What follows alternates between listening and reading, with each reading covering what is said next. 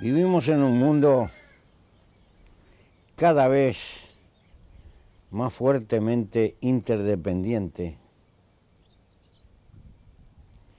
y han aparecido temas que cada día van a ser más fuertes, que van a incidir en el comercio internacional, por lo tanto en las relaciones económicas. Me refiero al tema ambiental, y dentro del tema ambiental, fundamentalmente,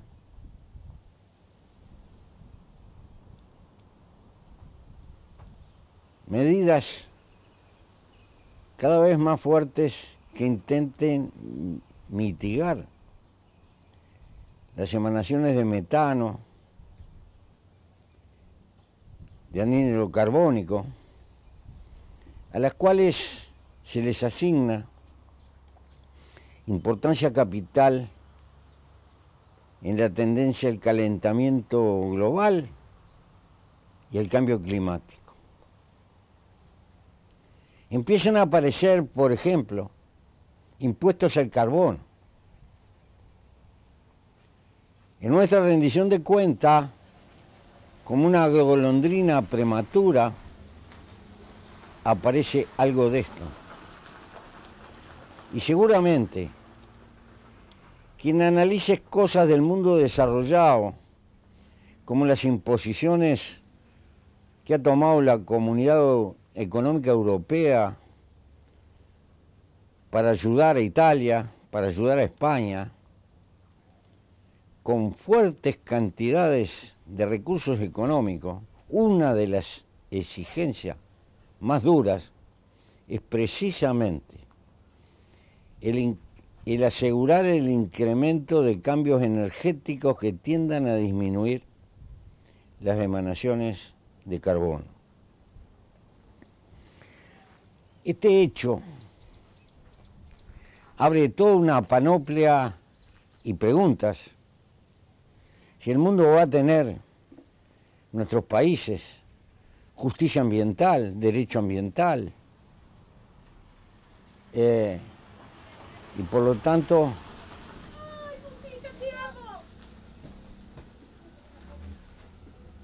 tanto medidas que van a incidir de una forma u otra en la estabilidad de la gente, en la vida y en los cambios de costumbres. Por eso me parece que no es un tema secundario que, por un lado, obliga a ir pensando medidas que mitiguen la cuestión del carbono y, por otro,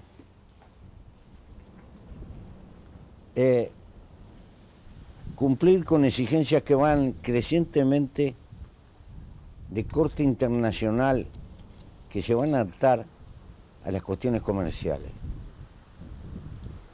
Esto tenemos que verlo como proceso. Y buena cosa fuera pensar en ello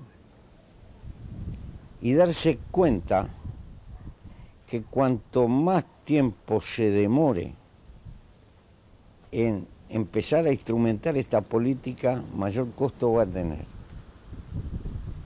Es un doble frente, la mitigación, y por el otro lado las medidas que van a influir sobre la forma de vida de la gente.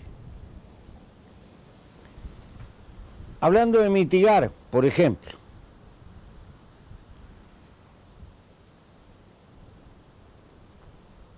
si los fenómenos de digestión de los bovinos tienen tanta incidencia en la producción de carbono, deberíamos de incentivar o de empezar a pensar que debe haber medidas favorables económicamente a aquellos señores ganaderos que empiecen a instrumentar el silvopastoreo. Creo que más. Creo que el país necesita una ley de silvopastoreo. ¿Por qué? Porque el problema es doble. El cambio climático va a significar, entre otras cosas, en esta zona mucho más calor. Y ello va a influir probablemente en la necesidad de razas sintéticas, es decir, razas como el Braford, el Brango, que por sus características mestizas con el cebú tienen mucho más condiciones para soportar altas temperaturas.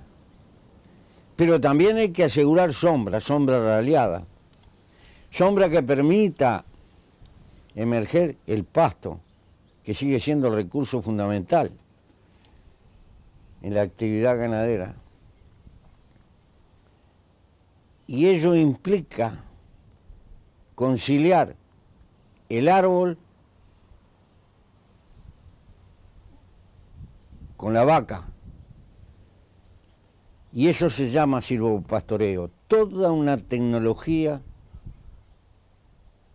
que hay que propender a desarrollar en el país. ¿Por qué? Porque entre muchas otras cosas, los shocks de calor en los bovinos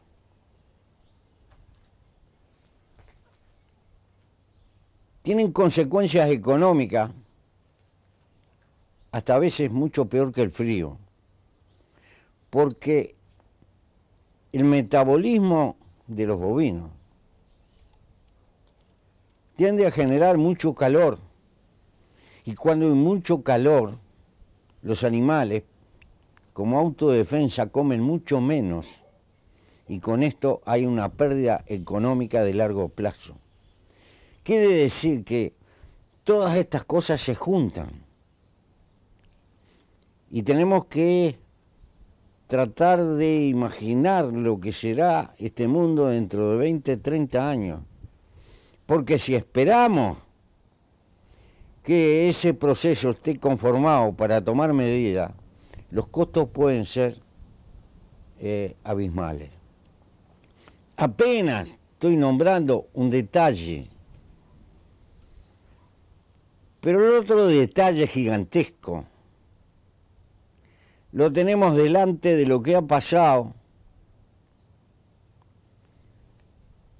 con el intento de acordar el Mercosur con la Comunidad Económica Europea, un tratado de libre comercio, que en términos generales llevamos más de 18, 19 años discutiendo, está aprobado en términos generales, pero no baja a tierra porque la comunidad nos exige, está exigiendo una conducta en la Amazonia, por ejemplo, que estamos lejos de tener en cuenta.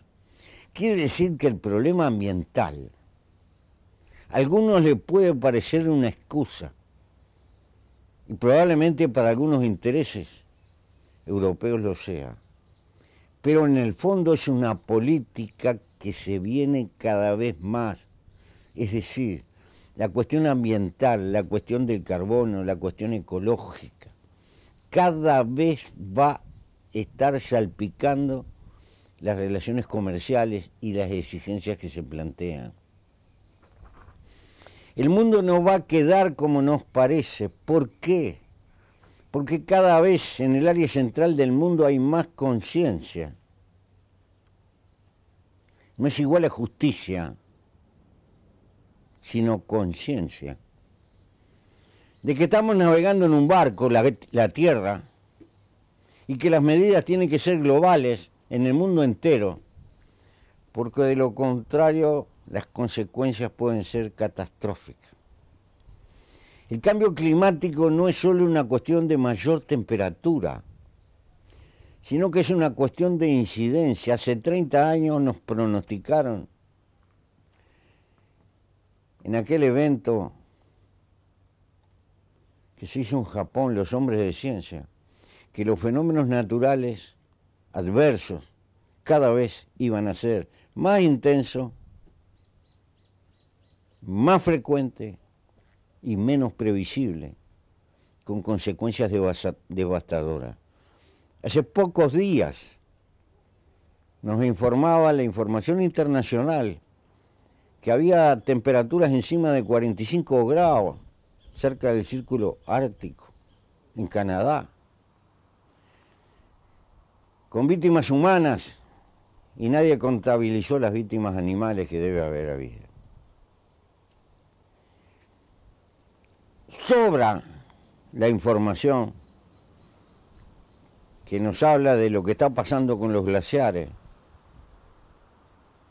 con la incidencia que tiene esto en el mar, con el cambio de la dirección y la intensidad de las corrientes, del mar, ese sistema de correas que es el regulador del clima del mundo,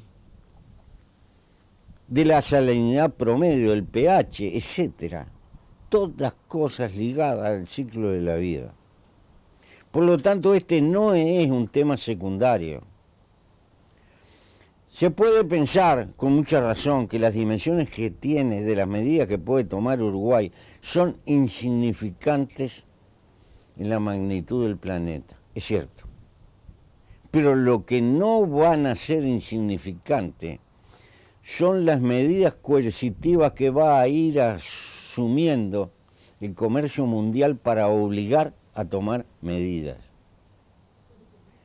Por eso, no es un problema secundario, es un problema que nos obliga, repito, a trabajar en dos frentes: mitigar y por el otro, tener muy en cuenta que las medidas que se vayan tomando van a incidir en la suerte de la gente. ¿Por qué digo esto? No hace mucho tiempo presenciamos informativamente las brutales manifestaciones de los chalecos amarillos en Francia. En realidad, la causa que detonó esa cuestión eran las imposiciones a los combustibles que se tomaban como política de ir induciendo a la gente indirectamente a producir, a generar menos emisiones de carbono. Y como era una imposición plana sobre los combustibles, desató brutales manifestaciones de resistencia. ¿Por qué? Porque algunos economistas de fuste mundial están diciendo que hay fenómenos que se tocan, la desigualdad y la cantidad de carbono que se tira en la atmósfera. Más claro, un ciudadano corriente del mundo, en términos promedio, dicen, ahí están las obras de Piketty,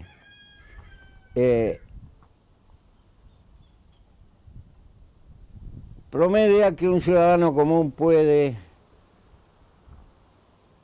estar generando entre 5 y 10 toneladas anuales, no lo que surge directamente, sino del conjunto de la vida que lo rodea, incluye el transporte promediado. Pero aquellos sectores minoritarios de altísimos ingresos que existen en las sociedades pueden estar generando entre 100 y 150 toneladas. Y esto genera, nos abre un capítulo de futuras resistencias en cuanto a imposiciones fiscales planas que castiguen a todo el mundo parejo, donde va a surgir un inconformismo, porque naturalmente se va a plantear que pague más el que genera más. Y en un país como este nos podemos encontrar con capítulos como este. Un señor ganadero que tiene 500 animales no toma medidas de silvopastoreo. Va a terminar pagando lo mismo que puede tomar un ciudadano que toma medidas de silvopastoreo y tiene 200 árboles plantados estratégicamente por hectárea, donde aumenta la cantidad de carbono que fija, que no va a la atmósfera,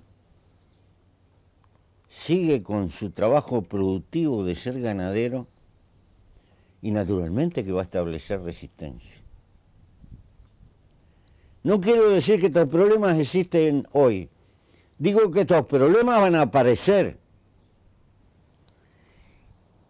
Y es sabio en un país y en una sociedad entrarse a preocupar por lo que parece que inevitablemente va a venir. ¿Por qué digo esto? Hace muchos años, cuando era ministro de Ganadería, estuve en Nueva Zelanda, país que se toma como espejo.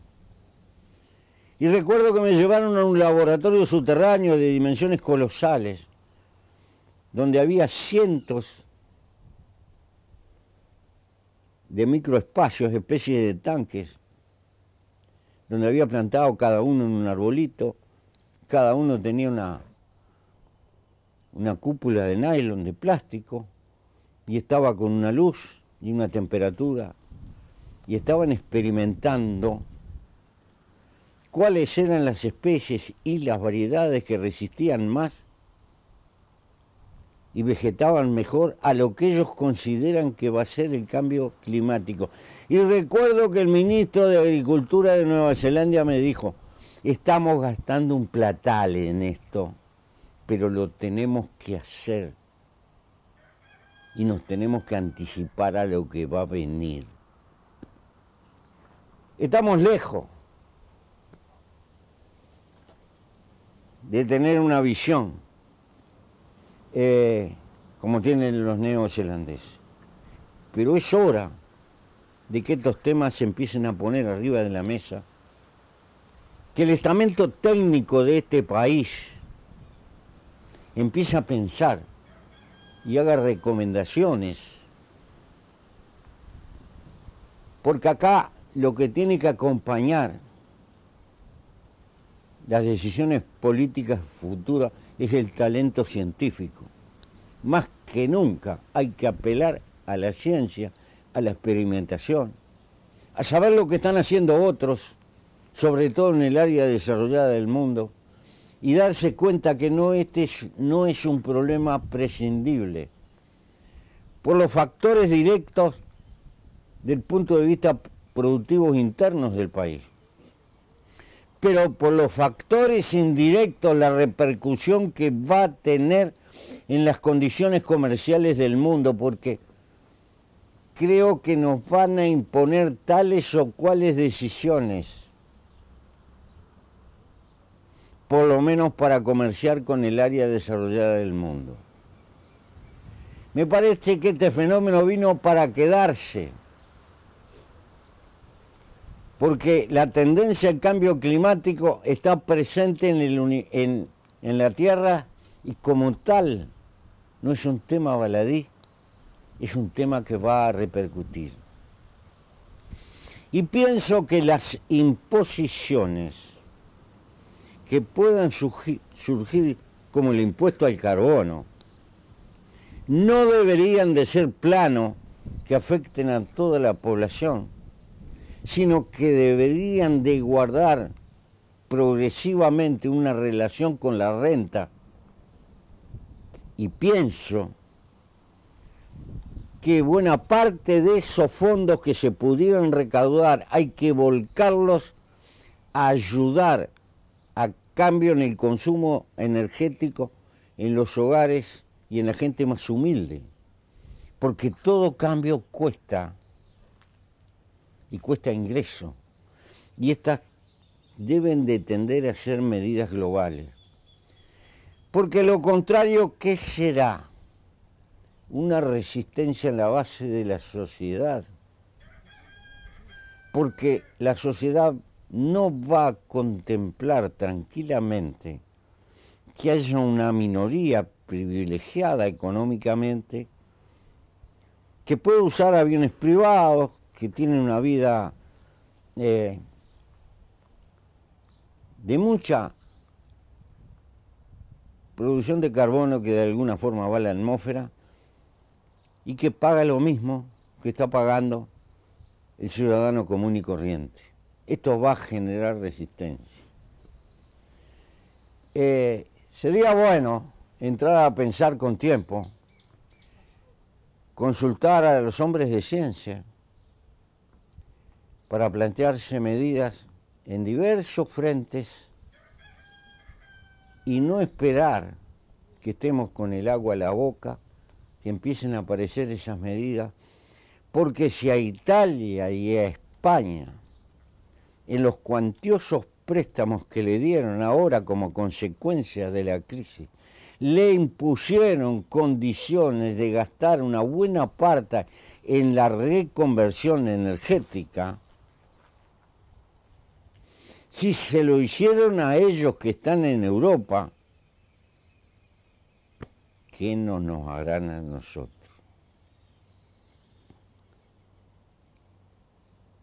Por lo menos vale la pena entrar a pensar en estos temas.